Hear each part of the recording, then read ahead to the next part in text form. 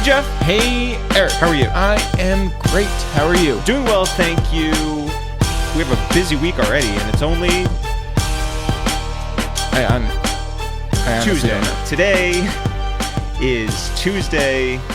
We're still in quarantine. We're still in quarantine. It's Tuesday. Jeff, who is on this Tuesday podcast? We have Brandon Jinx Jenkins. The full name. The full government name. All right. I'm putting it all out there. You guys know Jinx from his photography, from his DJing, from his commentary on Revolt's State of the Culture. Also, Mogul on Spotify. Yeah, a little light podcast work. You know, his many years at Complex. Yeah, it's fine. It's fine. He does a lot of stuff.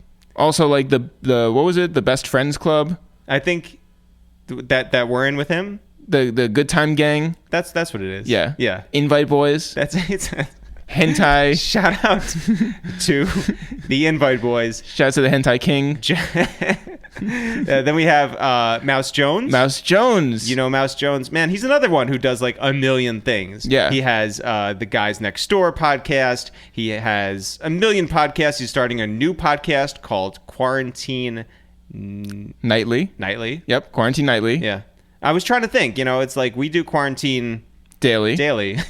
He does Quarantine Nightly. Got it. Yeah, it's the after party to our brunch. That's right. Our Saturday brunch every day. And then, Jeff, we have Philadelphia's own Freeway, and Neef Buck. And a surprise appearance from the birthday boy himself. Happy birthday to our guy, Neef Buck. We talk about a little state property stuff. We check in with them. About beards? We do talk about beards. Go get that best beard cream. Shout out to Freeway. Jeff, when do you want to get into this podcast? Right after I tell people that you can always support your boys, It's The Real, on patreon.com/itsthereal. Creatives need your help more now than ever. It's true. Go to patreon.com/itsthereal. Jeff, let's call Brandon Jinx Jenkins. Yo, what's happening? Yo, what's good, guys? So, first of all, how are you doing? I'm good. I'm actually just in here laughing right now. I'm looking at before we get into that, how are you guys doing? We're doing well as well, and we're also laughing at this whole entire thing. It's just utterly beyond comprehension. Oh no, I'm bummed about that, but I'm laughing. I just saw a tweet that read, what would a battle look like between journalists or bloggers, and everyone's on battle culture right now. My God, all the stuff that's happened on Instagram. Yeah. And my first thought was embarrassing. Like, it would look terrible. What do you guys mean? Everything isn't meant to be battled. Yeah, I saw that Mouse Jones and Rob Markman were talking about it yesterday too. I'm just like, I do not want of all the bad things that could happen during this quarantine. I think that might be the worst thing. Well, what were they saying? I didn't see their tweets. Were they saying this could be a real thing? Oh yeah. I don't really think that's a real thing. No. But I mean, they definitely they put it into the air. Jeff, are you saying that if someone came at you and were like, "Hey, I want to battle," you would turn him down? Yes. 100%. I think it's the right move. Yeah, definitely. I'll disqualify myself. If I were to battle as a journalist, I should be disqualified from journalism. Yeah, exactly. But I would say I'm not mad at a sort of a bracket, I don't even know what the word is. A play-in 64 different journalists vying for that Pulitzer. Hell no, because I'm already sick of the rap journalists. I'm the best kind of shit that happens. And it's it's you. I don't know. I don't want to get caught up in popping shots during Corona, but it's already too much. What I actually would be down for is I think we were talking about this, how Andrew Barber's done this really great job sort of reminiscing on rap moments and finding his way to archive things. I'd be more down for that kind of treatment to journalism. Sort of I like how people post music video clips and concert clips and interview clips, but I'd like if they were sort of hey, this interview clip was fire, or I read this here's this screenshot of this piece that I really fucked with, or this was a great magazine cover, or whatever the different pieces are of journalism. Here's the thing I really fucked with. We should unpack it with the person. Actually, for sure. Why am I saying that? I should probably pop that off. But no, I think you should go to war with Andrew. right? Like, no, like I have the best tweets. You have the best tweets. So, Jinx, we've been talking a lot about with you, with Rem, with Corey, with a lot of people, that this is a time now where culture and community are so like endangered. You know, you see a lot of museums are laying off staff. You see like the Metropolitan Opera is laying off people. You know, different companies that mean a lot are laying off people. It's a weird time, and you think that maybe that culture would either pause or maybe even die off. And then you get little glimpses where, like, at night when D-Nice hit 100,000, viewers at one point during a set, or the battles that we've been seeing between, like, Swiss and Timbaland, and then, like, well, okay, let's keep the Dream one separate. But last night when you have Neo and Jonte, it feels like that's ours, and it feels like you adapt and you pivot, and it's like this is a sense of normalcy, you know? I mean, look, like if there's anything that's literally born in the pivot, it's hip hop culture and hip hop adjacent culture. Yep. I mean, the fact that like even you all popped this off, like I almost feel like I heard, whoa, the world's shutting down, and then I heard you guys were doing quarantine radio like within the same day. You know what I mean? Like, we coordinated it great. Yeah, I feel like the World Health Organization was like, "Yo, stay inside." Also, we got the heads up. It was inside trading. but facts. Like I felt like the hip hop and kind of coming of it and being interested in it and being of this community and this culture, you're naturally facing circumstances that you wouldn't have to face. You naturally have an interest point in things that are changing rapidly, and then it's a tool to communicate. So I feel like that sort of way of thinking is the same thing that made D-Nice be like, yo, I'm gonna get on Instagram and do this thing other people have been doing since Instagram Live or since streaming or any type of video format has popped up, right? The Boiler Rooms of the world, yep. Things like that. But I'm gonna just do it my way. And I think the timing of it showed people, it kind of brought people back to the essence, man. Like, I feel like a lot of what you're seeing now is like the people that would spend a lot of time being famous that are also artists have to now kind of dig back into their artistry bag just because they're bored. Yeah. And it's also the thing that keeps the machine going on their side. Like I see Travis Scott punching on what looks like an MPC on a beatmaker device. And normally the picture would be Travis Scott kind of looking away from the camera, selling us some new pair of sneakers that are fly. Yeah. But now he's like, yo, I'm in the crib. So like, I'm going to just fuck with these things that I have that it's just kind of funny how people return back to the essence. Absolutely. But, to your larger point about culture, man, I am nervous though, man. Like I like to see things happening in the digital space, but what that looks like going forward is, I'm not that I don't lean on the side of optimism, but I do have a lot of caution. Like I think about like the museums are one thing, man, but they're finna be all right. Like I truly believe that, right? There's people that care about that, benefactors, people that invest in those communities and invest in those institutions. I mean, institutions that have been around 50, 60, 100 years. Yeah. I'm more concerned of like the corner spot that's like, selling us t-shirts that we used to meet up at, or like that venue that we all go to that can't sit out for a month, and that to me is a culture as well. Yeah. And I think like the most commercially successful tiers of culture, I think they're finna find a way to survive. And I think that the same community that's pushed them to the forefront, that's made like Metropop, like it's like hip hop. Hip hop wants to get played in the Met or wants to be at Carnegie Hall, which is fire. Yep. But the places where hip hop comes from, they're going to be the ones that are actually on the front lines. They're For gonna sure. be the ones that we lose, and it'll be that bar that you like going to, right? It'll be like that skate shop that's down the street that's run by skaters. It'll be that loft house that all the like young artists and videographers smoke weed at and hang at, that they can kind of take their freelance checks and pump coins into it. They're gonna lose that. Yeah, I think like the crazy thing is too that not only is everything on pause now, and that is so devastating, but then when the bailout comes in and that money all goes to these giant corporations that are then going to suffocate all of the mom and pop shops, like, and then everything just becomes sort of like Wall-E, where everything is just going to be under one conglomerate. Like that, it's a very scary future that we're sort of heading towards. And so I think that it's all terrible. And so I wonder how, when people are all unemployed, how they're going to enfranchise themselves by building their own sort of things, or are we going to join, the Amazons or the Walmarts or the whatevers of the world just because that's the only place that has money?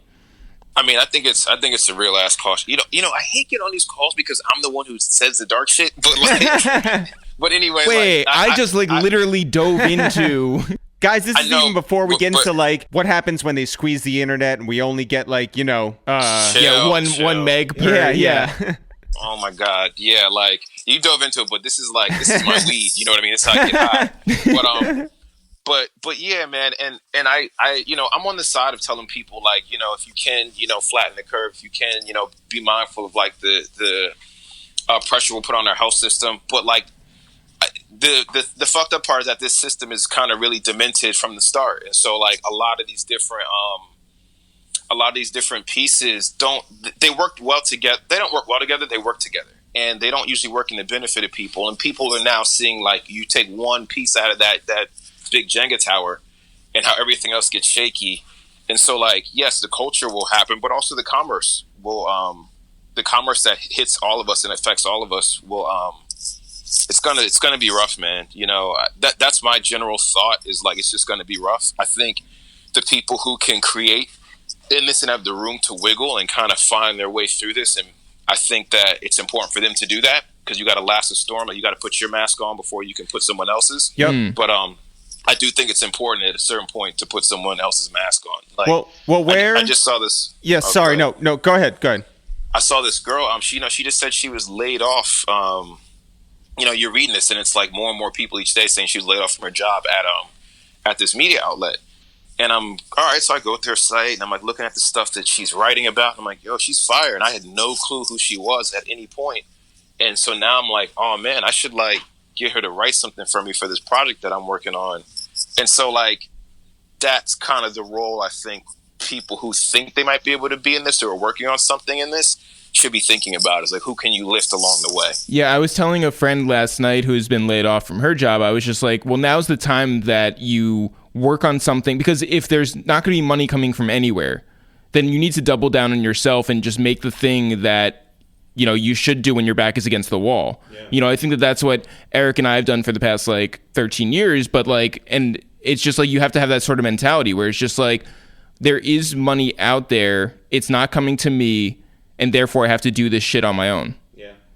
And that's the side of optimism I do lean on. Is sort of all right, yo, they're squeezing the juice out of this. What are you about to get out of it? And can you? And maybe it might not be as direct, right? That relationship between what you do and the money you earn might be more fractured than it ever was. But in the meantime, it might be you might be restarting in a way of all right, I'm doing this thing and I'm basically an intern because I'm working and no one's paying me for it, but my skill set's getting nice. And yeah. It's a rough set of circumstances, man, for everybody everywhere.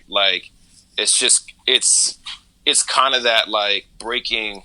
I thought about how we all have an interesting relationship with capitalism and and employment and money, and how this thing is requiring us to rethink that. Yep. Requiring us to rethink our conveniences, our comforts, the things we take for granted, the things that we do that we don't take for granted.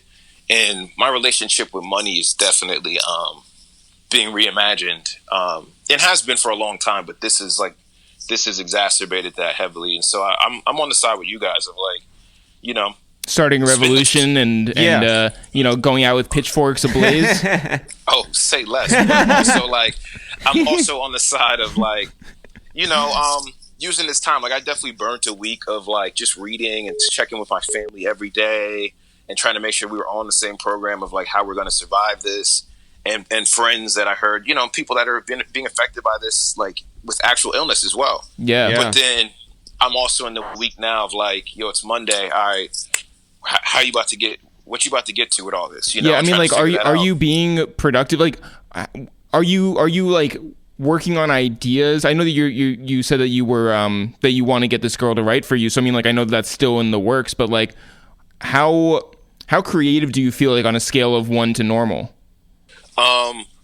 I guess nothing feels normal, and it's really the thing that's kind of lacking the normalcy for me is time. Time is really thrown off in a way, like that. I've been going to sleep at like 3 a.m. and then waking up at 7. Like everything's just kind of twisted. Yeah. You're on college hours.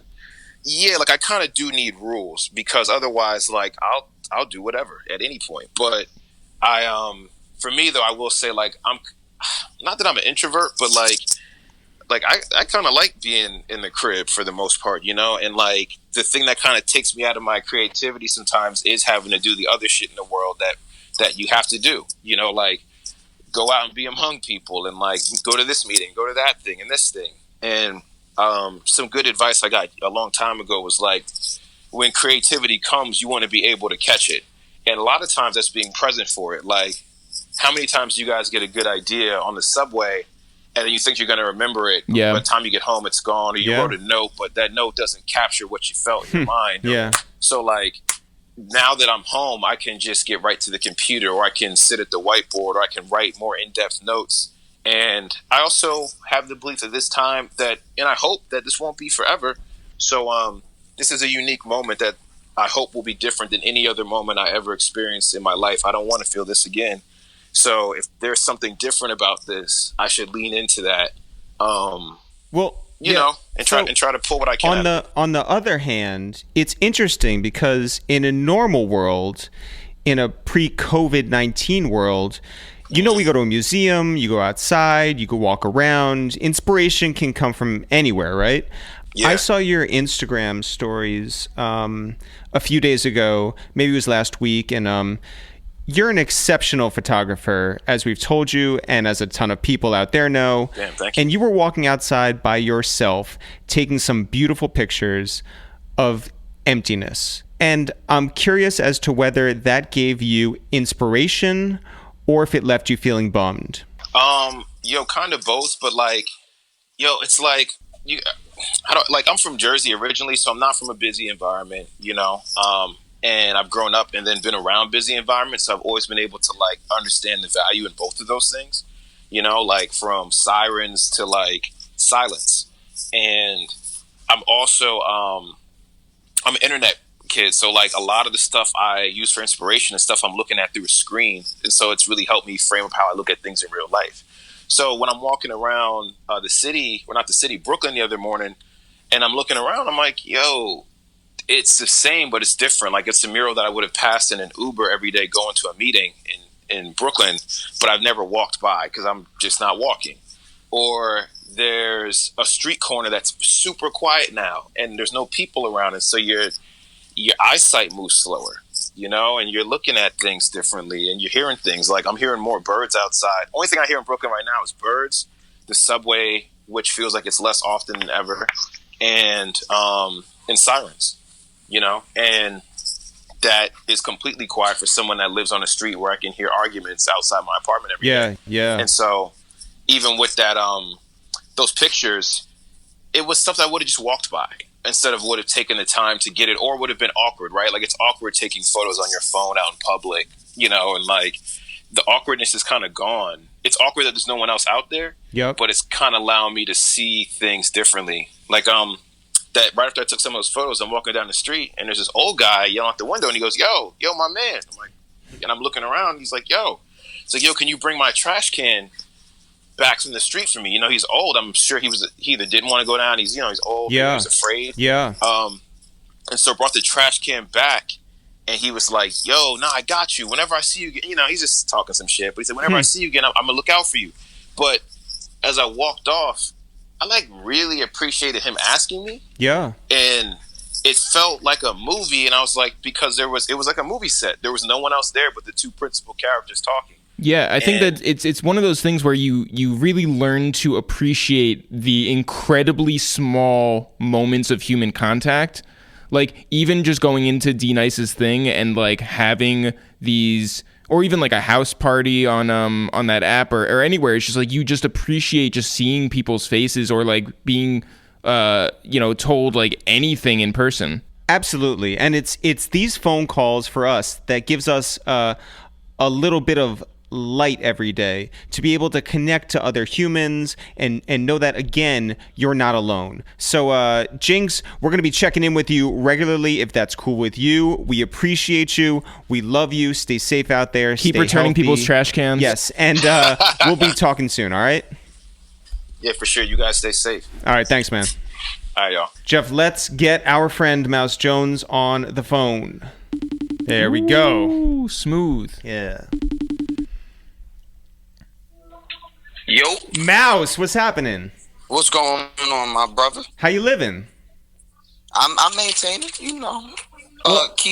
trying to keep it calm. I feel like you have like 3 million people living with you right now. I feel like that too. Is that too many? It's about too many for me, honestly. Wait, you're cutting in and out. Oh, hold on, I got you. Okay.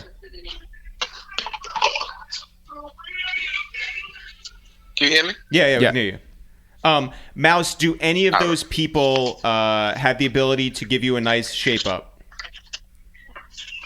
Yeah, me. Shout out to the bevel blade. Mouse, through this whole thing, how has your mental been? I mean, me mentally, I'm all right. I'm gonna be all right because at the end of the day, that's the only choice we really have. I think it's taxing when, like, I just found out my biological father, who, I said on y'all show prior, like, I don't really have a good relationship with, when he contracted it. So it's like trying to make sure he's decent from like 2 states away. Yeah. How many states Connecticut is. But yeah, other than that. Well, I mean, really like, just, how severe are his symptoms? Like, do you know? Like, also, how did you find out? So what happened was, his, how do you say this? I don't care about being politically correct. His girlfriend had reached out to my aunt. And then, so my younger cousin had reached out to me and my sister and gave us the heads up. So then I'm running all around trying to get in touch with everybody. And when I finally got in touch with his girlfriend, she let me know, how serious it was at that time. And I just went into, like, protector mode and was just like, hey, get him to the hospital. If I'm only like an hour away because I'm staying on Long Island with my kids. So it's like, I'm only an hour away. If I need to get to him, I'll drag him to the hospital. But, this isn't the time to be the tough guy. Well, Yeah. right. So, Mouse, as everyone knows, neither one of us has children. But what is the difference between being protective as a father and being protective as a son? Wow. Great. Wow. Listen, yeah, wow. We get deep on here. It's almost as if you guys do this. So the difference really is, with your kids, you kind of feel like you have some type of control, even if you don't, right? Like in this situation, I don't really have any control. I've been here with them every day since this quarantine, thinking that my presence really is doing something, right? Like, if they're gonna get sick, they're gonna get sick. It's not like it's not like it's a bullet or a actual tangible person that I could defend them from. Right. With your parents, but because there's the child-parent relationship, it's kind of like there's a respect there, right? Like if I say something, I know they're gonna do it. Mm-hmm. With your parent, especially an estranged one, there's so many blurred lines and obstacles I'm trying to defend. Like with my father who raised me, I'm like, listen, don't you take your black ass nowhere. You need to sit down. Mm-hmm. I get it because he sells houses. So I'm like, no, you need to sit down. You stay in the house. But with my biological father, we're like, I'm walking over so many different minds. It's like, hey, listen, man, I'm just trying to make sure you're good. I mean, we could be at odds, but you would have to be alive for that to happen. That's basically what I told him. Yeah. It's an unimaginable thing, I think, to deal with it. We know people who have it. We know people who have had symptoms that are like on the lower spectrum, some more severe. And but to have it be, blood is that's got to be super deep. Yeah, like I said, it's always like it was like a multitude of emotions, right? Like you get the news and then you're like, Oh man, and I'm just being honest. When I first got the news, I was like, well, fuck it, let him die. He ain't been there for me. But then very quickly, I'm like, well, I have two little sisters from him. That this would fall back on, and essentially it would fall back on me as me being the oldest kid. Yeah. And then it was just something that didn't. And I know people look at me and think like I'm always this roddy rod person, but that's what people I don't know. Even yeah, he might have did me wrong, but this is not something. This is not the way you want it to end. Right. And I think a lot of that was a lot of this past week has been that. So that's why. People see me in like these stark extremes. It's like you don't see me on social media at all, or like I'm going super hard with work. Like, hey, let's do this event. Let's do this. Let's do this. Yeah, well, I mean, like, how are you able to balance that? I mean, like, and also then you have to be like a father, and you have to be there for you're like in 5 different places at once right now. So I mean, like when Eric really asked you, like, how is your mental, like, and you were like, yeah, I'm okay or whatever. Like, are you good? I think kind of like I said on y'all show prior. I don't ever take the time. I don't think I have that luxury, right? Like, I'm very honest with the decisions I made in my life. Good and bad. Successes and failures, and I'm okay with knowing like right now I don't have that luck. Like, and we're just being honest. Sometimes with some people, checking on yourself or checking on your mental health is a luxury, and some of us don't have it, right? Like I got 2 kids. I got family, extended family. I got a career that we're now as a creative. Now we're forced. Guys like us. Guys like us. Guys like us. We're thrust in this unknown abyss where it's like, hey, it was sink or swim before, but now it's really sink or swim. Yeah. It's like, are you gonna come out of this forgotten, or are you gonna come out of this? An innovative creator still at the forefront of what you're doing, like you guys. Yeah. So that's a lot to compartmentalize, and you have a lot of literal noise going around your house all day and night. Yeah. Do you have a chance to escape to go somewhere quiet and just like live with yourself for a minute? I mean, I've been probably doing the same thing since I was a kid, and it's actually hilarious to see it now. With my daughter, like I just bought her some like my youngest. I just bought her some like Beats headphones, right? Yeah. She hasn't taken them off her head since I got them for her, and I'm laughing because it reminded me of that quiet place. So I'm like, okay, boom, I gotta start doing that more. So where I was like, and I think everybody is. I think we as podcasters and content creators, we're seeing it like a lot of our numbers across platforms aren't streaming like they were prior to this because everybody's at home. And I had to remember that I'm like, you know what? I need, all right, let me put the headphones in, quiet everybody out, because essentially I'm going between 2 homes, right? Like, I'm helping my baby mother and my baby mother out when she has to go to work. So I'm coming over there to get my kids and trying to leave some normalcy because I don't want to have to keep shifting in between houses because you don't know what germs that brings or whatever that brings. So I'm over there until she gets off, and I go back to my parents' house. And then you got dogs barking, and it's like, oh my god. So yeah, I just throw the headphones in and listen to you guys and listen to the Read and other podcasts and get back to listening to music. That's why I did the what do you call it? I did the actual No Rap on Sunday playlist finally. Yep. So, no, I thought your IG live last night was really refreshing. I thought that the energy was really good. And so like there's a bit of normalcy in all of that, right? When you're able to put out something and for people to receive it, I think that it's really nice. I thought that was. Mouse, I have a question here that may and this is not for like any of us who have done lives. This is not for obviously the D-Nices or the Timbaland and the Swiss. But is there a limit to how many Instagram lives you want to see on your timeline? See, now we're getting to some real good questions. Well, let's go. I'm gonna say the only reason I'm gonna say yes, but not from this standpoint of like the times we're in. I've always thought that should be an option. I think it's a double-edged sword, right? I think when you go on your Instagram, I don't want to see the cousin with 10 followers that I just follow because he's my cousin. Right. I don't want to see that he's live. There's Right. nothing about his live that I care about. I think we should pick and choose who's live we should be notified about. But then again, like I said, I know as a and this is just me being honest with myself. I know me as a like a celebrity. I guess no. When you're a famous person, like guys like us. Yeah.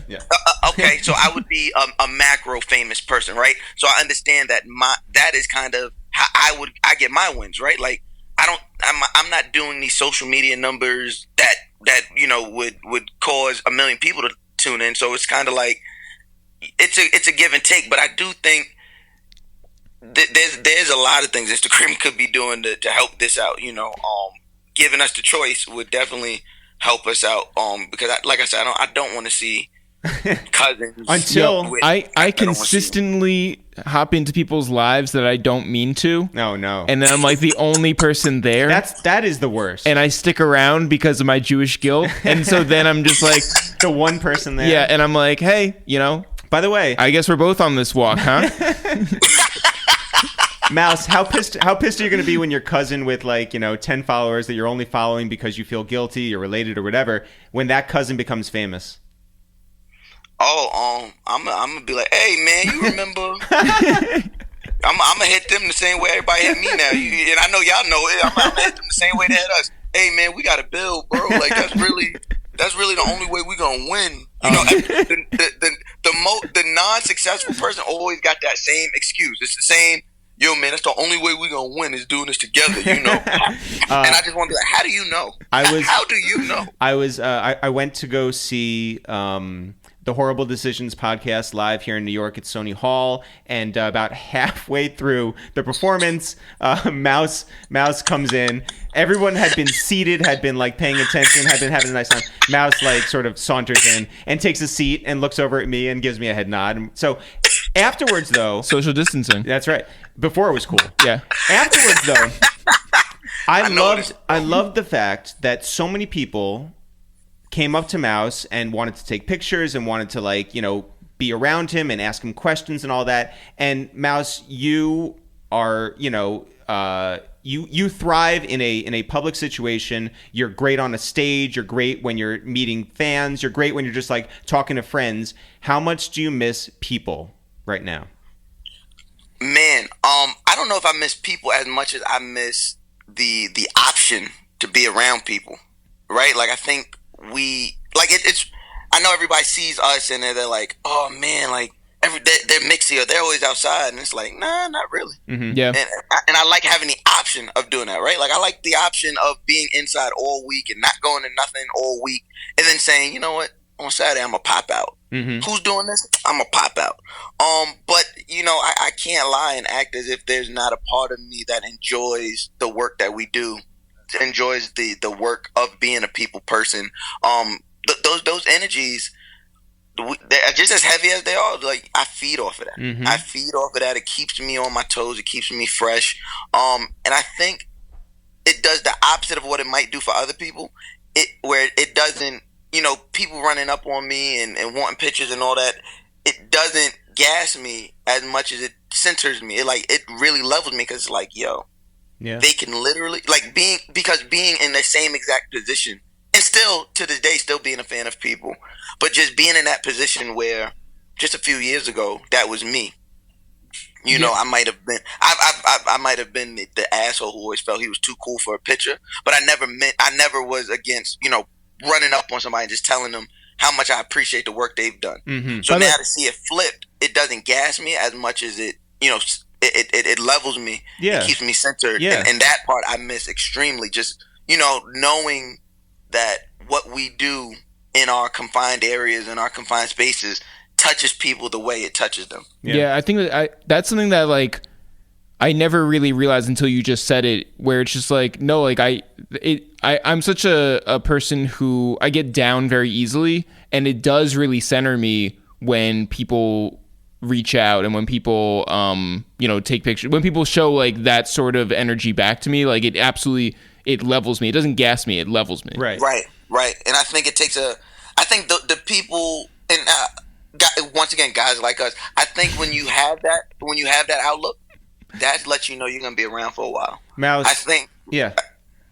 Yep. No, I was just gonna say that like there's all this positivity, but at the same time there's a lot of negativity out there, and I'm right here. I'm the negative one. I don't know if you saw this yesterday, but Liberty University, which is Jerry Falwell's institution, right down there in Virginia, I believe. Yes. He made sure that all of his students. Came back from spring break. Bucked the norms out here and went back on campus because, you know, this is a godly thing and it's this, that, and the other thing. And so many of those kids have gotten sick now from being back on campus. And listen, you're a man of God. God is good. The whole thing. But don't you hate when people use God in twisted ways and use it for evil? I think it is the most. I think outside of, you know, rape and abuse of children, I think it's the most despicable thing a person could do is play on somebody's religious belief and use it for their own, you know, perversion and their own gain. I think it's disgusting. Like there's really no way around it, right? There's no way to, you know, articulate it outside of just it's disgusting. And there's a special place wherever you going. Because I don't have the answers. Right. But wherever you end up, you're going to pay. You're going to pay for that because this is people losing their life. And I don't know what, you know, I don't know. Even in every book, in every religious book, it says, listen to wise counsel. It says that right there. In whatever, whatever language your book comes in, it says, listen to wise counsel. So if the doctors are telling you, hey, y'all might want to sit y'all ass down. You might, and because I was dealing with it on my side because you see so many. If we're just being honest, in the black church community, it's a lot of people who that's their bread and butter. Sunday service, Tuesday service, that's their bread and butter. And you know, I think you can't pray this thing away. No, you can't outsmart a virus. Like it's a crazy thing, you know. Like, and you shouldn't want to put your members, whoever you're in charge of, you shouldn't want to put them in harm's way. Whether you're a teacher, whether you're a pastor, a preacher, and like I said, I think that's how my biological father came in contact with it because he was still, you know, doing church services, and I'm like, yo, sit down, like just sit down. Yeah, it's a sad state of affairs, I think, when people don't want to listen to science. You know, I think more and more, and by the way, that starts at the very top with Trump, you know. Well, no, I don't think it starts with them. I think that, I mean, and I know what you're saying, but it's like this is a 50-year dissolution of, you know, people's faith in education. Yeah. It's people not wanting to pay for public schools. It's you know, like all this stuff. When it trickles down over 50 years, it's just like that's what happens. Yeah, it feels when you starve government, when you starve public institutions because you don't want to pay taxes, when you like all this shit. Yeah, and I think that it feels sometimes like the Dark Ages, right, where people don't want to listen to science and medicine and all that, and where there will be a price to pay for people who go against, you know, that grain, but I don't know how to sort of, you know, to enjoy or not enjoy the far-flung conspiracy theories that are out there, right? Oh, you got to enjoy those. Well, that's the best part about all of this. Have you heard any ridiculous ones beyond... Or have you started any? Beyond the 5G conspiracy? Oh, the 5G one is so good. The 5G one was really good for so many reasons. It was like, just because it's Carrie Hilson saying, I'm like, this is great. What have you done in your field that makes me want to believe whatever you're saying about any other field? Dr. Hilson? Yeah. You knocked me down. I wish you said something. I wish you said something in like the battles that were going on like last night. Yeah, because she was in them. Yeah, she was commenting. No, I was in there. I was in the which one was I in? I was in the Neo. I didn't see because I blocked Mouse. I was in Neo versus Jonte. Yo, I don't know. But I'm realizing that for whatever reason, like with these algorithms, I guess because so many people are on these lives. Yeah. Some people, like I was seeing people respond to you guys, and I'm like, I don't see y'all comments. Yeah, like, yeah. There were lots of people in there that like, you know, Jadakiss is saying something to Wale, and I was like, I didn't even know that Wale was in exactly. here. I seen Jadakiss and Wale like responding, but I didn't see the initial. So I'm like, man. Wait a second. Is this the 5G conspiracy right here? Wow. Oh. Thank you for voicing that. Wow. I literally heard when I heard you say that, I thought of a Hotep meme. Like I just seen you. Eric, there were just like lasers coming out of Eric's eyes. I seen the lasers coming out of your eye. Last night's battle was so phenomenal. It was Best one. It was Best done. one. It was done right. It was the level of competition was amazing. You know, it felt really good. Did you realize that Jonte had that many hits? Yeah, I'm a huge Jonte fan. I've been a huge Jonte Austin fan since I want to say like 2005, 2006 when he came out with his own stuff. I thought you were going to be like when he was doing his Bow Wow stuff. No. well, the Bow Wow stuff, yes, but he had came out with he had this record Turning Me Up or Turning Me Up with Jadakiss. You're thinking of Kevin Little. No. You're an idiot. But yeah, I've been a huge Jonte. So I kind of knew Neo was. See, this is the thing. Neo would have lost no matter what, but he could have put up a better fight if he picked what songs he was gonna play and win better. Like there's certain songs if he would have played against different songs that he probably would have won the round. Right. There were a lot of people who were just like, yo, why is he waiting on So Sick? Why is he like, you know? And that Jonte played it right because he came in with like a strategy. Well, so exactly. Mouse, you did see The Dream the other night, right? Go against Sean Garrett. I was in and out of that. That was very uncomfortable to watch. I was in and out. Wait, you didn't like that Sean Garrett was all up in the video? I didn't like anything about Sean Garrett. I didn't like anything about that. I didn't like. I like that the next day he was like, "No, I wasn't on anything." And I believe him. Oh my god. He was like, I think he said he was on Tylenol because there were people yelling in the room. Oh, he couldn't focus. Listen, to be as successful as you was, and then to be where you're at now, you might not need a drug to act like that. Hey man, so I just loved that people were talking about strategy and the fact that like Dream came out like swinging, and the majority of the comments really like do treat this like a boxing match, and yes, you have to. I love the strategy. I love the thinking. Who wins Diddy versus JD? Okay. So this is Diddy before this is supposed to happen. By the way, we're recording this before this is supposed to happen. Right. Also, do you think it will happen? It's all predictions. All predictions, but if it happens, it's because Eric and Jeff sent a check. Yeah. Okay. Rosenthal check cleared. Listen, Mouse, Illuminati meetings are not happening while we're in quarantine. Yeah. It's usually every Tuesday night. Yeah. Wow. It's in the Rotary Club. That's right. So I shouldn't make that Cash App deposit to Eric and Jeff Illuminati. Yeah. Who is gonna win, Mouse? Puff or JD? I got Puff coming out. It's gonna be a slobber knocker. I have. Is that an official term? In wrestling. But yeah, it's gonna be a dog fight. But I have Puff coming out. This could be New York bias. This could be Puff bias. I think Diddy, everything Puff does, there's an aesthetic of Puff in it, and it's real fly. Mm-hmm. So like where JD does it, and it sounds good. It's gonna sound just as good as Puff, and like the sound is going to equal each other out. But and you gotta sell it. You gotta sell it. Like Swizz only lasted as long as he did against Timbaland because he was selling. Absolutely. Records. Yeah. Like he was having like the 1 minute build up. Like see, like I was crying when he told Timbaland played something. And he was like, "Yo, this is what you play when the club it was empty." I said, "Nah, why is he so disrespectful?"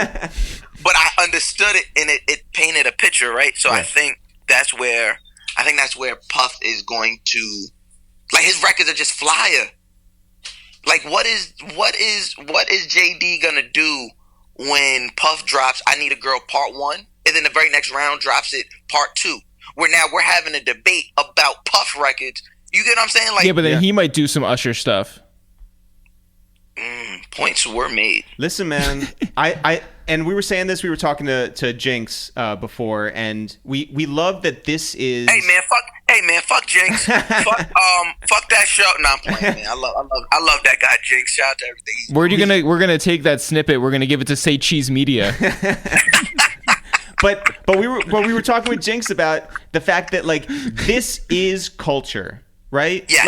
Like Yes. for anybody, including us, who were afraid that like being in these four walls would stop this train. It's like, no, we adapt, we move in different ways, and everyone coming together, whether it's D-Nice and 100,000 people checking him out on a Saturday night, or if it's like, you know, a Puff and JD battle, we're here for that, and the community continues, and I think that's pretty special. Yeah, I think the only thing we're missing right now is Graph. So I need to like start like doing like I need to start tagging our walls. Oh, nice. I thought you meant like the rapper Graph. But shouts to him. I'm like, I'm not doing this. I'm not doing. Mouse, listen, take care of yourself, take care of your family, as we know you are. We love you.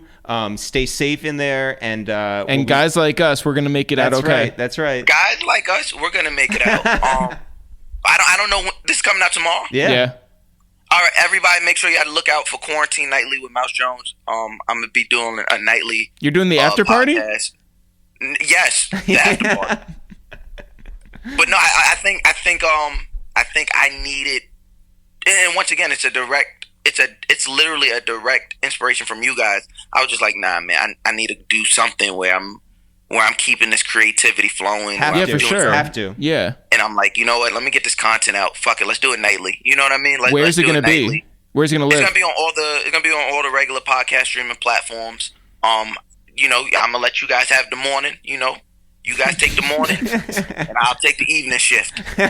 Mouse, keep being creative. We're looking forward to it. We love you. Take care of yourself. All right. Love you guys, man. Y'all be safe. You too. Let's call Freeway, Jeff. Okay. Hello. Free, what's happening? What up? What's up? What's happening? What's good? How are you living in these uncertain and crazy times right now? I'm good, man. Just trying to stay focused, you know. Well, what does staying focused mean for you? Like, are you way into watching like the 24-hour news cycle all the time? Are you on like social media? I had to take a break. I was watching CNN probably for like the first 2 weeks. Every 5 minutes, I had to take a break on that. I just got finished watching the third season of Ozark. Oh shit! Oh, yeah. No spoilers. Amazing. No I spoilers. love Yeah, Ozark. yeah. We're like God. halfway through. Yeah. Yeah. Yeah, that's on everything. We had to so we started off this whole quarantine where we were watching a bunch of news, and it had this adverse effect where it just like took a toll on my body and my mental, and like I couldn't stand like anything relating to Trump's face or like anything coming out of his mouth, right?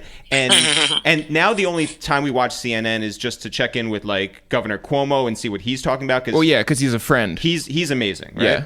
And Yeah, he go hard. and otherwise, it's just like escapism. How can I like just focus on literally anything else? and what's going on? Do you have anything? Yeah, Ozark made me forget all about the coronavirus for I'm a minute. saying, yo. So thank God for that. Yeah.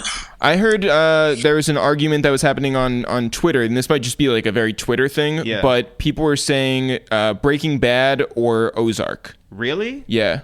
Oh man, Ozark killing Breaking Bad. Whoa.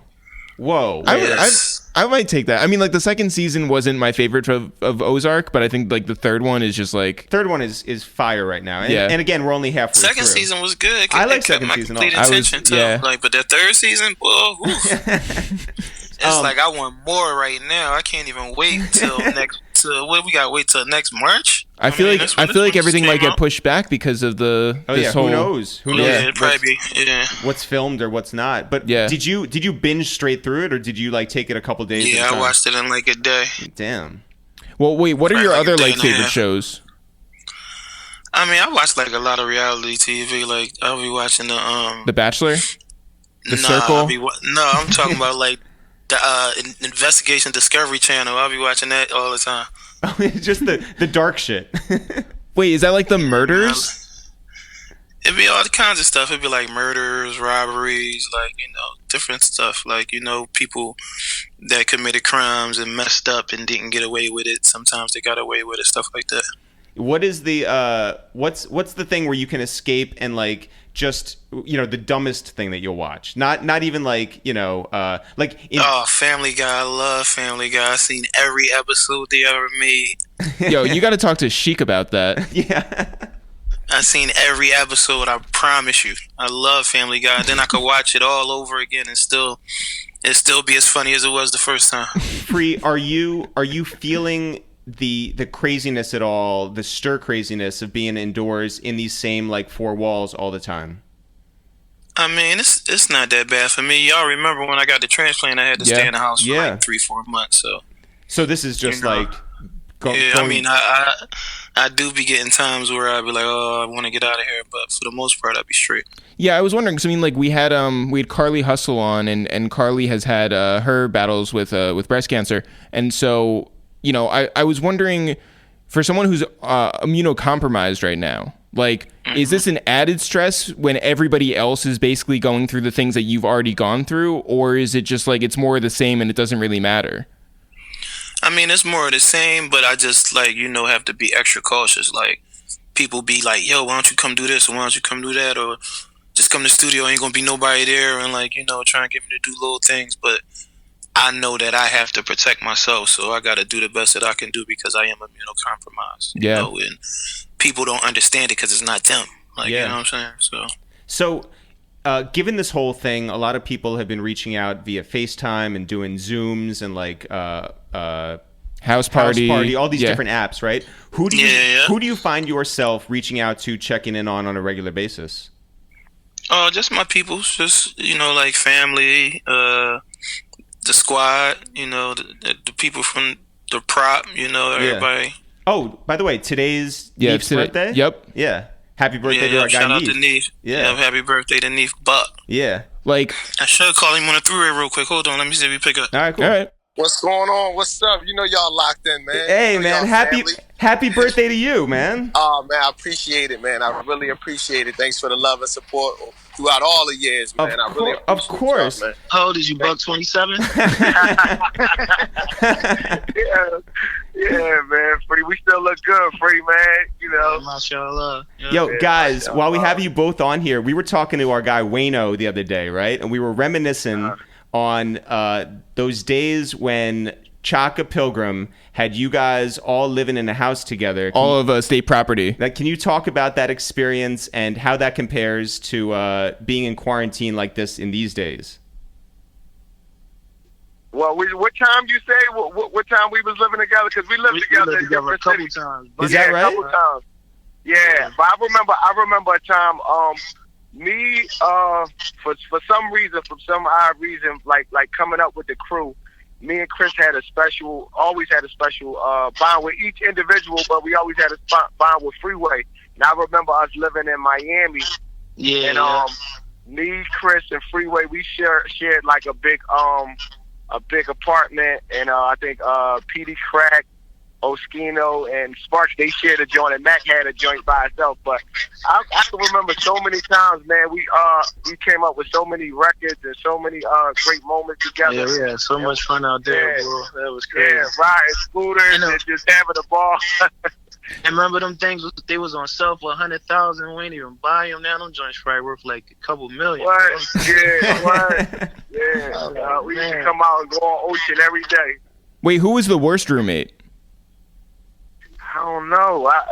I can't remember. I know one thing about Oskino and Sparks. They had the highest cash. They had the highest bills. They used to order lobster and champagne every day. They used to, when we first used to go on the road with The Rock, we didn't even have to put our credit cards down for incidentals.